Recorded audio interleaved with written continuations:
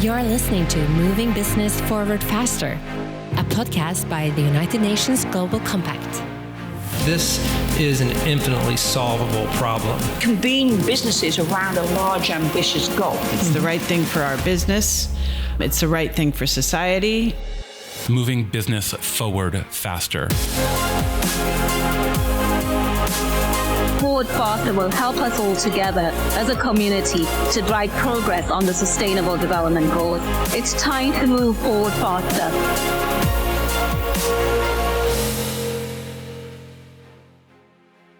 Welcome to the Moving Business Forward Faster podcast. I'm Claire Baumann with the UN Global Compact, Head of Sustainable Finance, and I'm excited to be here today with my distinguished guest. So my name is Mohsen Al-Rustom. I'm the Group CFO of Asyad Group. I'm very happy to be here and lovely to see you, Claire. Yes, it's lovely to see you and to listen. We're both taking a video, I think, and also doing our podcast. We're here at COP28 in Dubai, which is very close to, where you're from and where you're coming to us today. You've spent 15 years, as I understand, in Dubai, but you're from Oman. And I'd just love to hear a little bit more about you and the work that you're doing and why you're here today. Absolutely, yeah. So thanks again for having me here. So I did start my career very early in the UAE, in Dubai, with a logistic and ports management company. After 15 years of working abroad, I decided to go back to Oman. I joined Asyad Group. So a little bit on the group as well. Asyad is mainly owned by the Sovereign Wealth Fund of Oman Investment Authority, and it's within the cluster or the pillar of logistics. So it does everything to do with logistics within Oman and internationally out of Oman.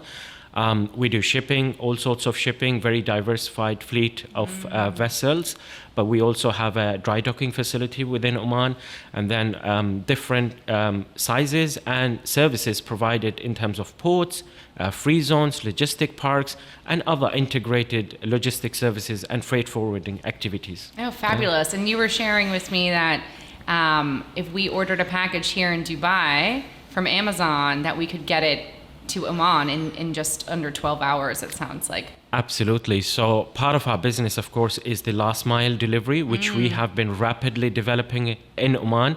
The whole mandate is basically to influence and have control of cargo aggregation and establishing Oman as a regional logistic hub. So with that, we partner with a lot of the e-commerce providers. So Amazon, of course, is one example, which we've started rolling out that service this year in from Oman.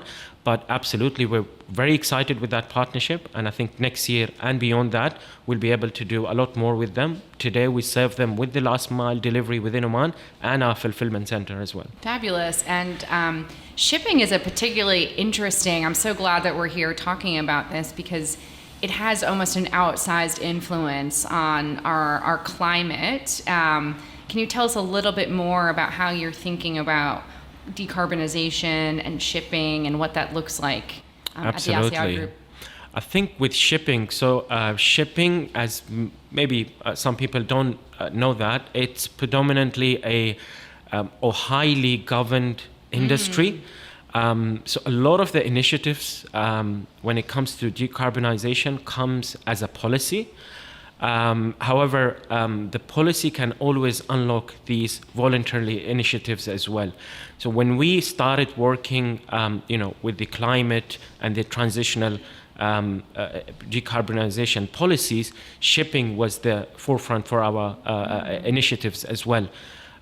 Shipping, of course, contributes to a lot of the carbon emissions, and a lot of the initiatives we made, whether it's the dual propulsion of the engines of our vessels or the steam with innovative ideas of steaming your vessels with other sustainable ways by wind or other sustainable fuels as well. I think all these initiatives kick-started with shipping, but then that all cascades down to the other industries as well. We have the freight forwarding, the ports, and also when we have a shipyard which is one of the largest in the region. So it does shipbuilding, but also does ship repairs as well.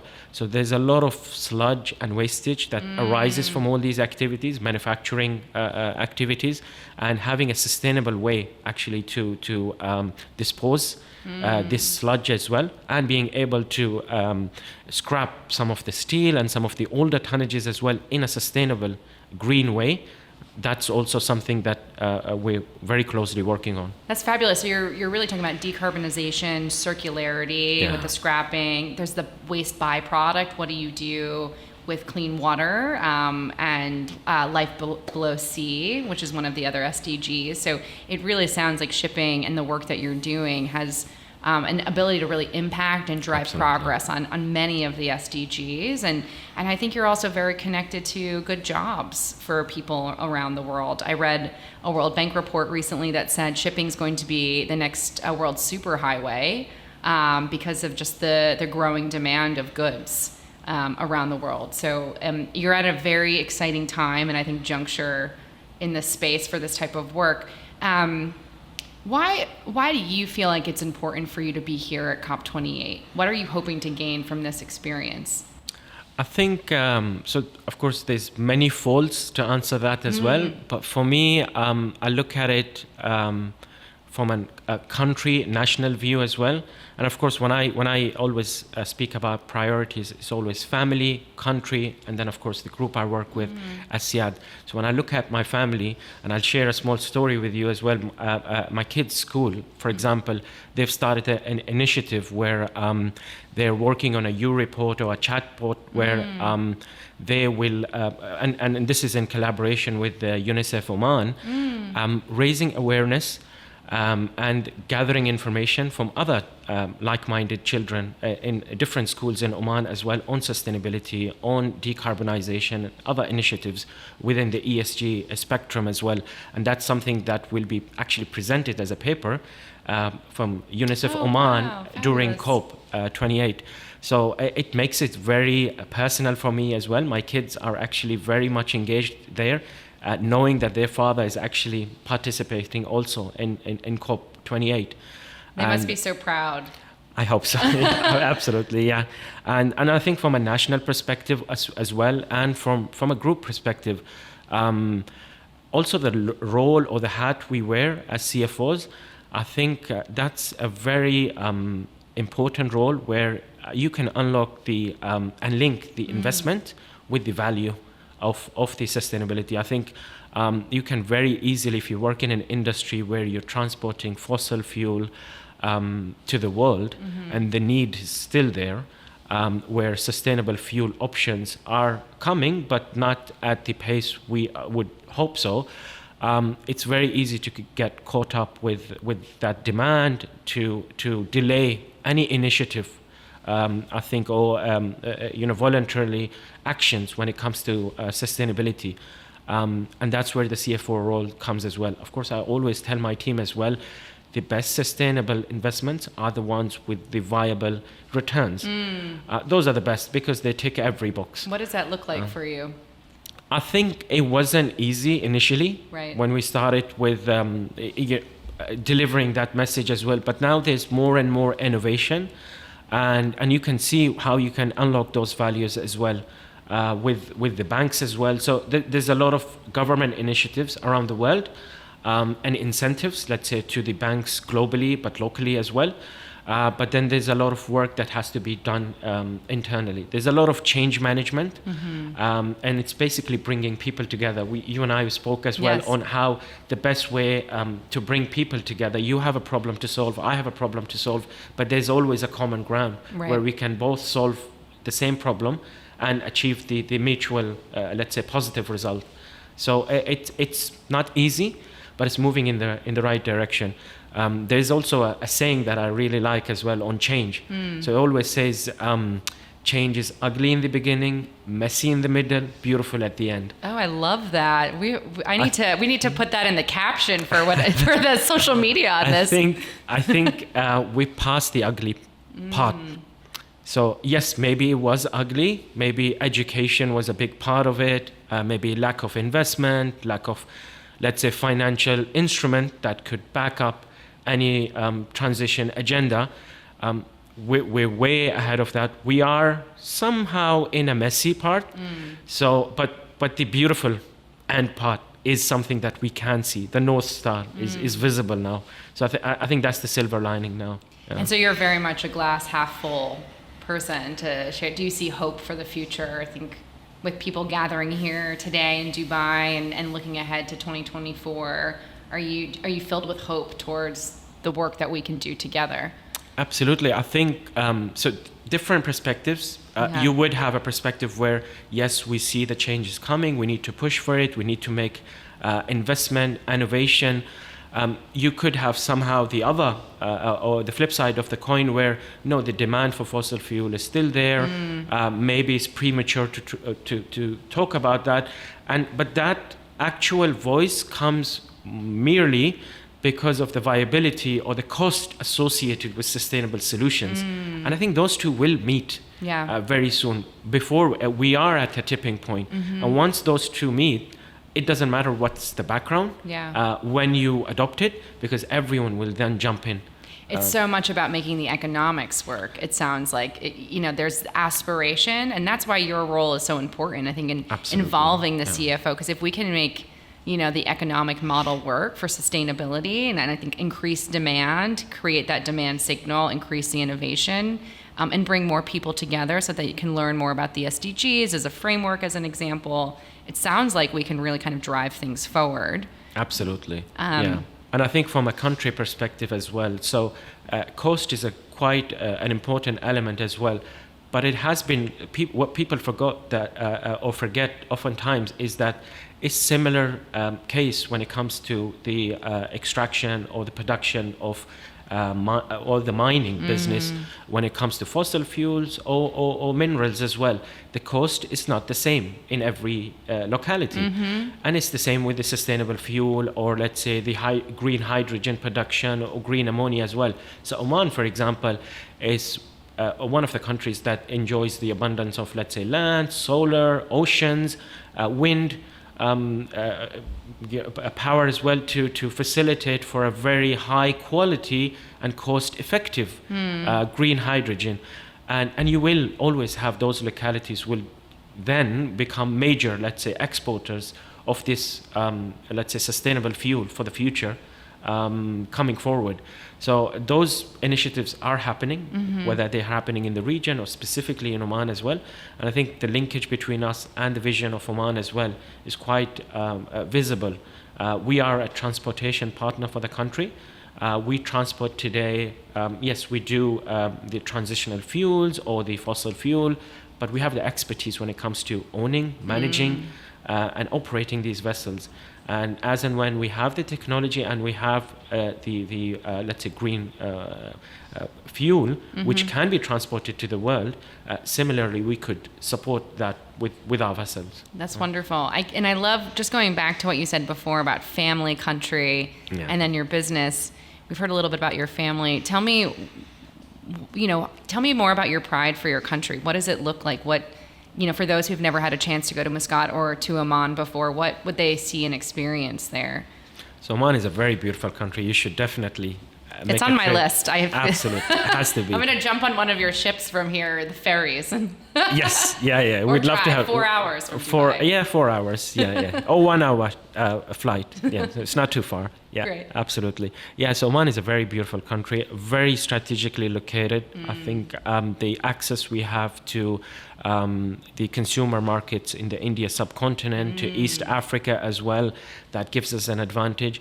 Of course, predominantly a country reliant on gas and oil extraction, petrochemicals, but the country has an abundance of mining or minerals resources to support, let's say, the transition to the lithium batteries, the EV manufacturing as well.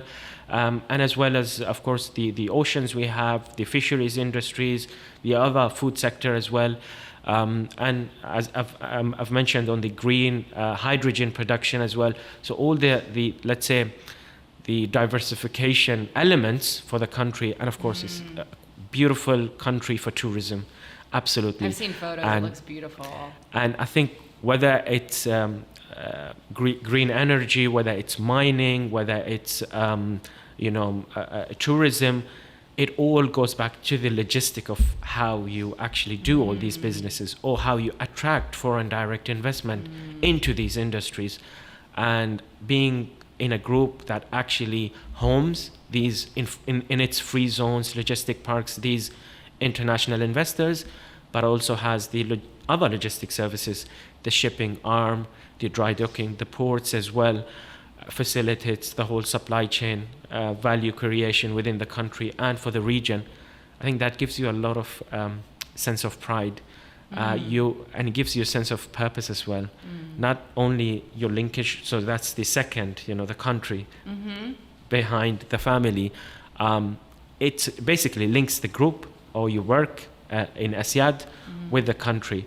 You're doing something which is very important for the country, actually. And it's not simply a P&L or a profitability or numbers game. It's more of a value game as well. I remember mentioning before as well that people used to say CFO is a Chief Future Officer, but I think and some people thought, oh, that's a new term. Oh, I think that's outdated. I think CFO is a CVO now, a Chief Value Officer. Oh, I love that. And I think that's the value creation. It's not really, let's say, restricted to a CFO or C-suite. It's actually, and I tell my team also, for us as finance, it's more of a value creation. It's not counting the beans and reporting that, because AI could do that. Right. Yeah. Oh, These days, yeah. So it's more of the analytical value, and even the analytical work. Actually, AI could do that. Right. Probably a better job than us humans, in a few years maybe or sooner. But it's the value that we create, and it's the sense of purpose of why we're doing that and how it's linked to the country's vision and where we want to reach. I love this. It is so clear in the way you speak about your country and the work that you're doing that you can feel that value creation, which is really inspiring for me to hear. That's, I think, the special thing about coming to COP28 and having these gatherings with people from all over the world, whether you're from the United Nations or from an NGO for the private sector. It's the spirit of collaboration, of a sense of purpose, and about bringing value back to humanity, about to people and planet and positivity. So that's wonderful. It's very clear to me. I think before we end, I want to get a little bit into the technical side of the work as a CFO, so our listeners can understand what you think about on a day-to-day. How are you thinking about sustainability, about the Sustainable Development Goals? Do you use them in your taxonomy? How do you approach sustainable finance? Absolutely. We started very early. So right now we have a very comprehensive ESG framework. But even before that, every time we started, of course, competitiveness, viability of a project on its own merits has to be there. But then we have to also look at adding the sustainability or the green angle there as well. The green angle may not be always feasible when it comes to, let's say, a crude tanker. But we've, back in 2019, we've financed 2 dry bulk vessels which carry minerals with sustainability link or UN sustainability goals linked financing. We've post that, we've done a financing in our dry docking facility as well for the compound, for the staff, for the employees, the blue collars as well, where also it was attached with sustainability. So whenever we make a debt plan for us for the year, but also for the 5-year plan, we look at each and every one of those financing. So initially when we started, it was which one we can have a sustainable angle there. Of course, as I mentioned, competitiveness is a key as well. And we worked very closely with the banks. And for us, it's more of a journey. And while we started very early, the local banks in Oman probably were lacking that knowledge. But again, we look at it from a purposeful, a nationwide mission as well. So let's not only propel the economy of Oman when it comes to the company or our shareholders, but also our lenders, our investors within Oman as well. So you're propelling their knowledge as well. And I think now, if you look at our debt plan or our investments for the next 5 years, I can tell you each and every one of them would have, having a robust ESG framework, of course, each and every one of these investments will have a green or a sustainability angle for the funding as well. So for us, we don't want to be an occasional, let's say, sustainability or green financing company. We want to be a green issuer. So it's really putting sustainability first. It's not an afterthought, but it's really starting with that kind of green mindset at the very beginning. And it sounds also like connecting the green to also the people at the same time. So the S in ESG, and then the governance as well. So you've just kind of laid out for us all of those pieces in a really nice way.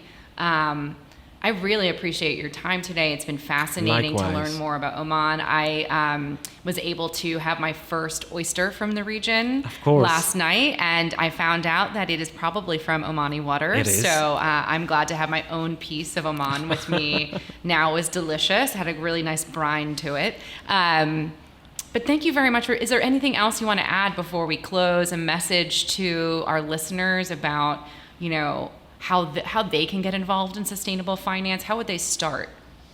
I think it's a mission that not only we oftentimes say governments, and yes, legislations, governments will play a key role when it comes to innovation, when it comes to change as well. But I think we're at the end, whether it's government, whether it's corporates or NGOs or banks, we're individuals, we're humans, and each and every one of us has to think of this and think of their, let's say, families as well, or the future generations as well. We're trying to make the world a better place for us and for our next generation to live more greener. So I think it's a very important journey and a task for all of us to embark on. And it's something everyone, if they haven't heard about it or they haven't been attached to it, it's something they get aligned, I guess. Yeah. Wonderful. Well, I hear hope, I hear pride, I hear value creation. So the CVO, that's something that's gonna stay with me, and I think we'll try to spread that message around. Thank you very much for your time today. Shukran. It's been wonderful to be here, and thank you very much to our listeners. Thank you for listening to Moving Business Forward Faster, a podcast by the United Nations Global Compact. To learn more about Forward Faster, visit forwardfaster.unglobalcompact.org.